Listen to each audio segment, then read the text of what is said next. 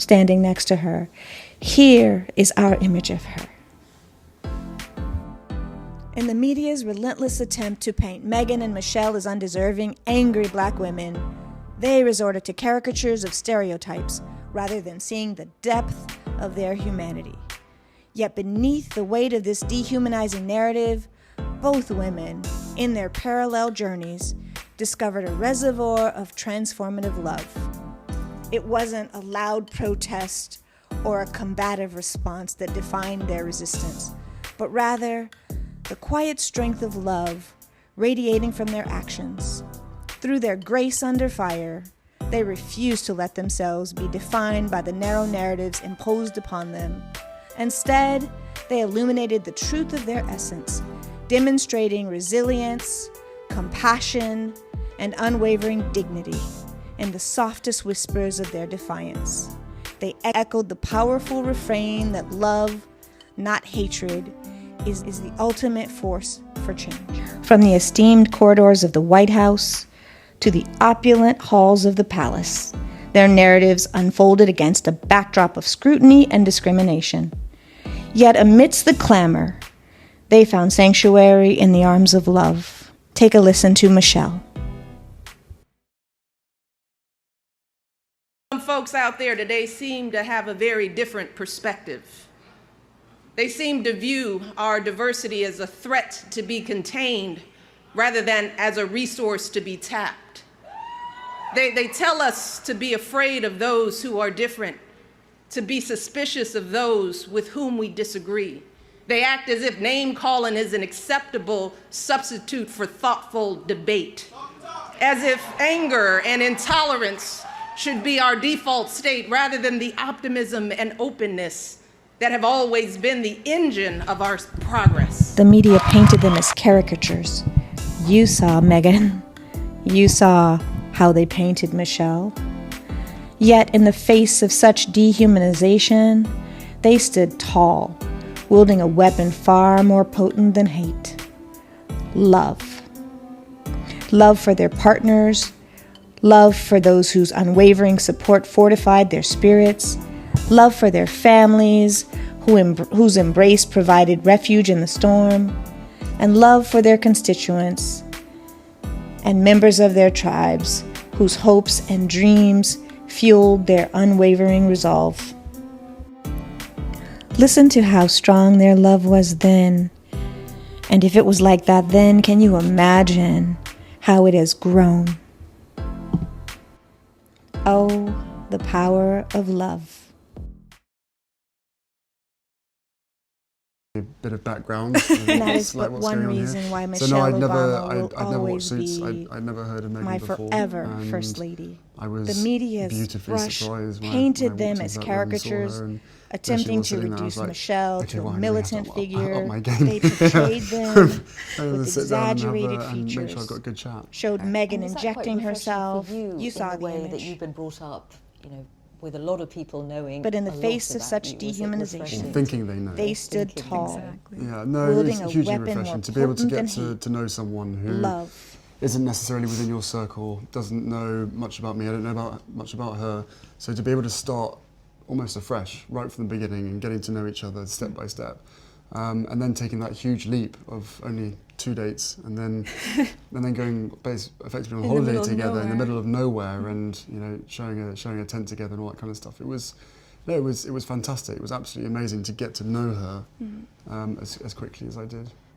And you've got lots of commitments of your own. How hard was it to keep things going? It was, yeah. It was just a choice, right? I think that very early on when we realized we were going to commit to each other, that we knew we had to invest the time and Enter the energy, whatever it UK took to media. make that happen. And Meghan Markle, an American trailer trash puppet in racist BBC TV show. Yeah, they tried it. Michelle Obama had an answer for them that was not hidden in the stars. It was inspired by the ancestors. Take a listen to Michelle in her own voice. Her answer, preemptive. Remember how I told you about his character and conviction? his decency and his grace, the traits that we've seen every day that he served our country in the White House. I also told you about our daughters, how they are the heart of our hearts, the center of our world, and during our time in the White House, we've had the joy of watching them grow from bubbly little girls into poised young women, a journey that started soon after we arrived in Washington, when they set off for their first day at their new school. I will never forget that winter morning as I watched our girls, just 7 and 10 years old, pile into those black SUVs with all those big men with guns. And I saw their little faces pressed up against the window, and the only thing I could think was, what have we done? See, because at that moment, I realized that our time in the White House would form the foundation for who they would become, and how well we managed this experience could truly make or break them. That is what Barack and I think about every day as we try to guide and protect our girls through the challenges of this unusual life in the spotlight. How we urge them to ignore those who question their father's citizenship or faith. How we insist that the hateful language they hear from public figures on TV does not represent the true spirit of this country. How we explain that when someone is cruel or acts like a bully, you don't stoop to their level. No, our motto is, when they go low, we go high. We as parents are their most important role models. We know that our words and actions matter not just to our girls, but to children across this country. Kids who tell us, I saw you on TV, I wrote a report on you for school. Kids like the little black boy who looked up at my husband, his eyes wide with hope, and he wondered. The love between Duchess like Meghan yours? Markle and Prince Harry mirrors the enduring bond of Barack and Michelle Obama. Their chosen weapon of love, as James Baldwin described, is empathy, compassion, and resilience, a testament to vulnerability strength. Their love inspires with unwavering commitment, a beacon of hope and compassion that proves love's transformative power to conquer all obstacles. Take a listen to them in their own words.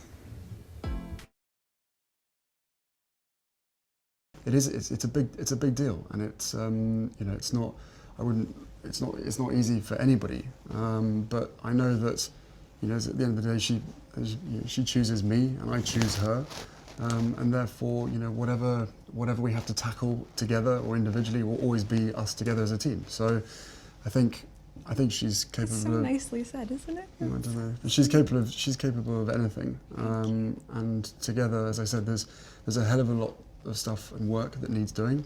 At the moment, for us, it's going to be making sure that our relationship is always put first. But no, look, both of us have passions for wanting to make change for good, and with lots of young people running around the Commonwealth, that's where we're going to spend most of our time, hopefully. And it was really one of the first things we connected on. It was one of the first things we started talking about when we met, was just the different things that we wanted to do in the world and how passionate we were about seeing change. I think that was that's what got date 2 in the books, probably. Plenty to talk about.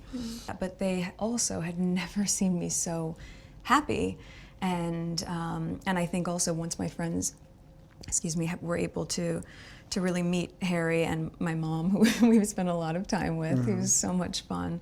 Your mom's amazing. It was just, it was just obvious that no matter what we were being put through, that it was just temporary and that we were going to be able to get through that. So everyone was really happy. It's all been worth every effort. Yeah.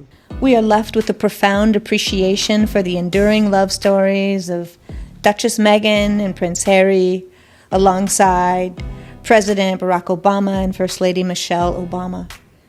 Despite the relentless efforts of the media to undermine their love and break them apart, they stood firm, united in their commitment to each other and to their shared vision of a better world.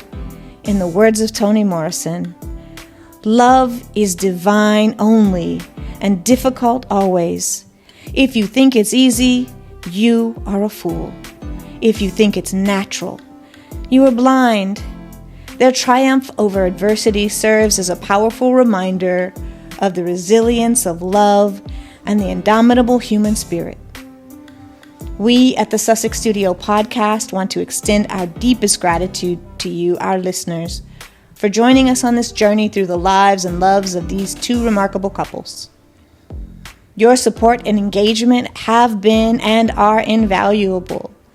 We invite you to continue exploring the fascinating world of love and relationships with us by tuning into our other podcasts. Thank you for listening, and until next time, may love continue to guide and inspire us all. Take care. Ciao.